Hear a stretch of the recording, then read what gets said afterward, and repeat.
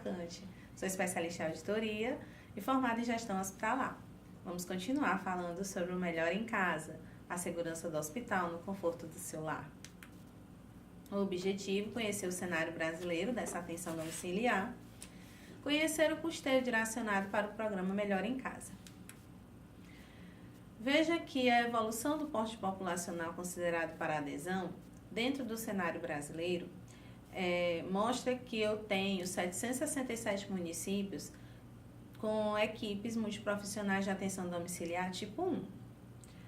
Tenho 896 municípios com esta atenção no tipo 2 e o tipo 2 por agrupamento, ou seja, a soma dos atendimentos vinculados entre o 1 e o 2 em total de 3.902.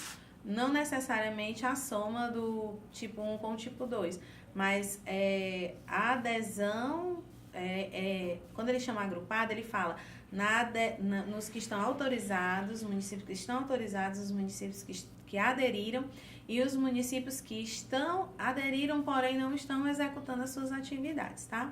Então, eu tenho esse gráficozinho aí para poder a gente mais ou menos acompanhar quantos municípios são com 100 mil habitantes, os que são acima de 40 e acima de 20, ou seja, os municípios que são acima de 20 mil habitantes, eles resolveram aderir com mais facilidade.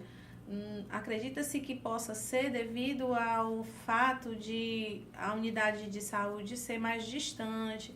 Normalmente é somente uma unidade de saúde para um espaço geográfico maior. Então, não necessariamente seja porque os municípios menores têm uma condição financeira melhor, muito pelo contrário. Mas esse atendimento, como ele é melhor, uma forma melhor de se utilizar o recurso público, talvez também faça diferença. E aí eu tenho o recurso, já que a gente está falando em financiamento, custeio e tal, vamos ver o que o governo federal costuma repassar. Então, ele lá no tipo 1, ele repassa 50 mil, no tipo 2, 34 mil, e para o atendimento de apoio, ele passa 6 mil. Lembrando que esse é só o repasse federal. Nós ainda temos o repasse estadual e o municipal, de acordo com as suas demandas. E a qualificação dessa atenção, ela vai desde a oferta de educação permanente aos processos de gestão informatizado e a gestão do cuidado. Então, eu tenho um programa multicêntrico de qualificação em atenção domiciliar à distância, que vai de 19 módulos, com 3 módulos já disponíveis, né, dentro desse sistema. Eu acredito que já tenha mais módulos disponíveis. O caderno de atenção domiciliar, que nós já estamos no volume 3, a comunidade de práticas de atenção básica.org.br, facílimo de acessar, bem prático, uma página bem interativa, processo de construção de linhas de base com atenção domiciliar, PCLB-AD, e esses processos de gestão de informação vai trabalhar um sistema de informação, o RAS, de atenção domiciliar, e o ESUS, para identificar os dados sobre essa qualificação. Então, lá eu vou ter cursos, treinamentos, atualizações, qualificações e assim por diante. Aqui eu tenho uma amostra do site, né, da comunidade de práticas, que ele vai falar como cuidar das pessoas em domicílio, por exemplo. Ele tem essa construção de práticas da atenção básica. Aí você pode se cadastrar, acessá-lo e buscar os conteúdos que são bem interessantes nesta área. A pesquisa também, o programa Melhor em Casa, ele trabalha com a pesquisa de satisfação do usuário. E essa pesquisa de satisfação dos usuários vai trazer como é que a gente pode dizer? O cenário desse programa, se ele está sendo satisfatório, se está atendendo aquela quantidade de pacientes que deveria atender, se realmente os entrevistados são pacientes, são cuidadores, se eles estão se sentindo beneficiado com o programa, se realmente o programa reporta esse cuidado com ele, se é melhor realmente para a instituição hospitalar, para a unidade de saúde. Então, foi feita uma pesquisa telefônica através da ouvidoria do SUS e de uma amostra de 5.344 pacientes ou cuidadores, 220 chegaram a responder essas perguntas, ou seja, 39,7% daquele total. E os municípios entrevistados responderam a pesquisa, que residem em 44 municípios de 16 estados brasileiros. Então, dá para ter assim, mais ou menos uma noção da satisfação em relação a esse serviço. E aí, dentro desse banco de dados, nessa primeira pesquisa de satisfação, foi identificado que 93,9% dos usuários classificam o atendimento prestado com notas 7 e 10. E 70% classificam o atendimento do Melhor em Casa com nota 10. E 95,9% recomendam o serviço de atendimento domiciliar para um amigo ou familiar. Ou seja, é um serviço que vai trazer benefícios para todos os lados. Claro que nada é 100%, não necessariamente, em alguns casos, nós podemos escutar alguns usuários dizerem que não se sentiram confortáveis, que não foi adequado, que a equipe demorou para chegar.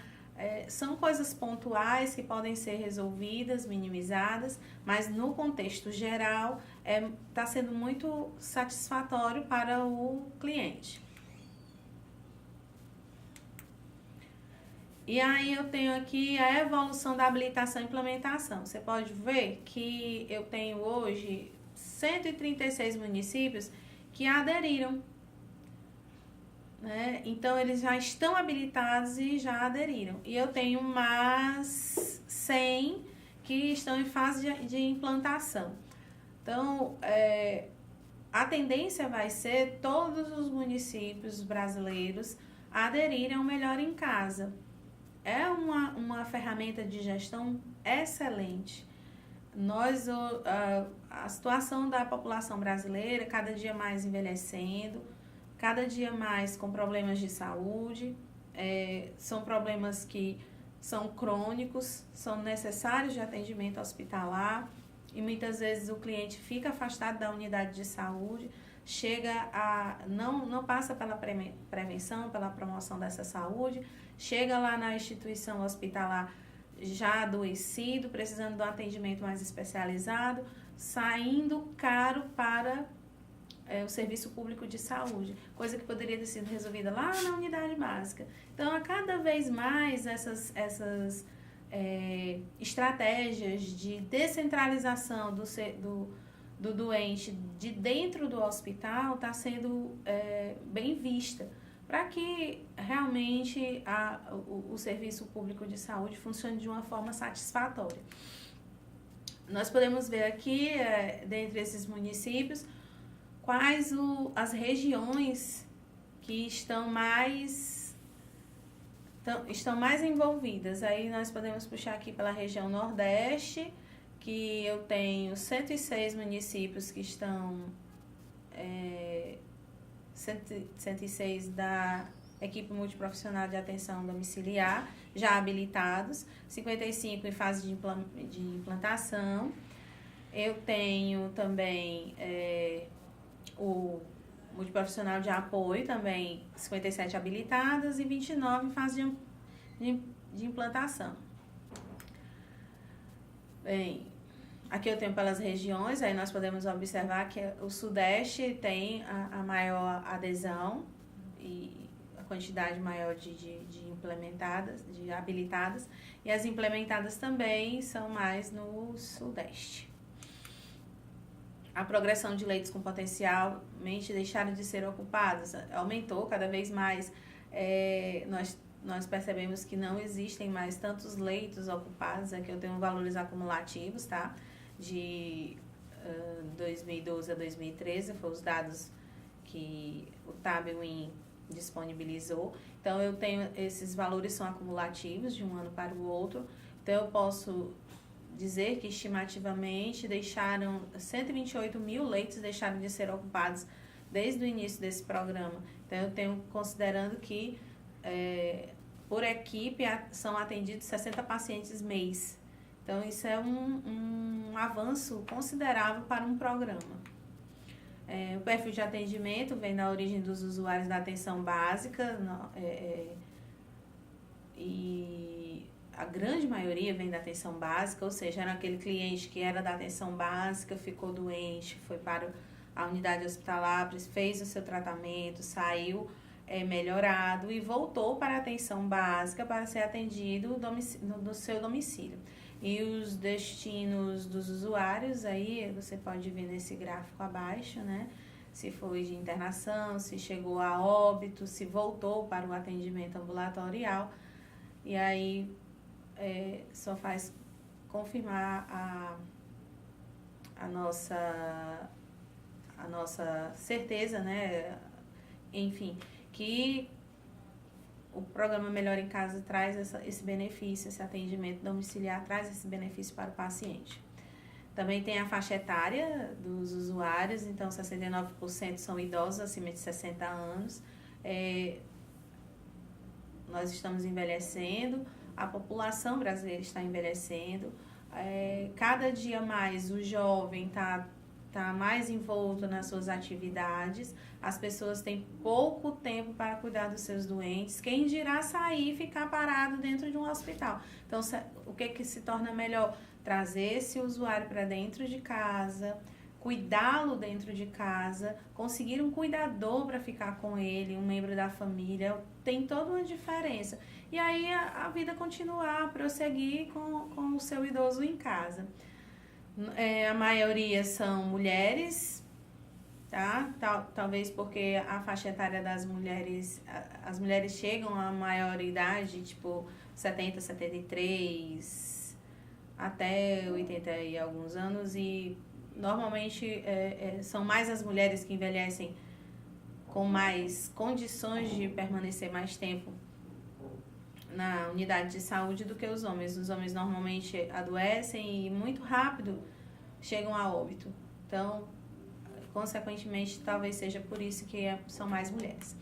E aí eu tenho os CIDs mais comuns, né, que são algumas sequelas, AVC e algumas sequelas é o que mais a gente vê aí, um percentual de 34%, seguido das hipertensões e problemas cardíacos.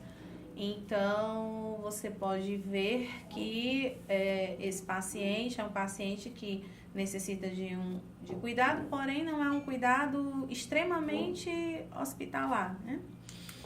E aí os resultados da avaliação externa desse Programa Nacional de Melhoria de Acesso e da Qualidade, ele fez tem alguns questionamentos e aí ele responde. A equipe realiza visita domiciliar? Em alguns municípios, sim, que na sua grande maioria, 17.097 equipes, um percentual de 99,6%, ou seja, os que não realizam são poucos municípios, 0,4%, então não é quase insignificativo. A equipe possui um protocolo, um documento com definição da situação prioritária para a visita domiciliar? Na grande maioria, não. Então, ou seja, eles atendem quase todos os pacientes, não tem critério para esse atendimento. Os agentes comunitários de saúde têm a programação das visitas feitas em função das prioridades de toda a equipe? Na grande maioria, sim. Então, eles têm uma relação priorizando esse atendimento por tipo de paciente, mas não tem critério para escolher se esse vai ou não ser atendido. A equipe possui levantamento, mapeamento dos usuários distritos que necessitam receber cuidados no domicílio? Tem um mapeamento, sim. Eles sabem exatamente quem vai necessitar desse atendimento. E a equipe possui registro do número de acamados domiciliados no território? Possui, sim. A maioria das equipes, 70,25%, eles sabem quantos pacientes estão acamados em seus domicílios. E quais os profissionais da equipe que realizam o cuidado? Na sua grande maioria são enfermeiros e técnicos e auxiliares de enfermagem. Seguidos dos médicos, tá? E aí vem cirurgião dentista, o auxiliar bucal ou técnico e alguns outros profissionais. Por fim, eu tenho aqui informações desses portais. O caderno de atenção domiciliar, aí eu tenho o 1 e o 2, mas já temos o 3. Os manuais, e todos eles trazem essas informações contidas nesses slides. É uma bibliografia extensa, bem vasta de informações e traz todos os pontos conversados nos slides, os quais nós passamos aqui nesse momento. Tem aqui um folder de informação do Melhor em Casa, que é disponibilizado às famílias que têm os pré-requisitos para aderir ao programa. A bibliografia, que todos esses gráficos foram construídos a partir do sistema de gerenciamento da tabela de procedimentos, medicamentos e órteses e próteses do SUS, que está disponível neste endereço eletrônico, e acredito que tenha sido bem prazeroso para vocês visualizar como é a atenção domiciliar, o programa Melhor em Casa, e buscar mais informações, trabalhar mais em cima disso, visualizar essa rede de forma integrada e de forma complexa, que todo usuário que necessite tenha condições de ter um atendimento humanizado. Eu fico por aqui. Tchau.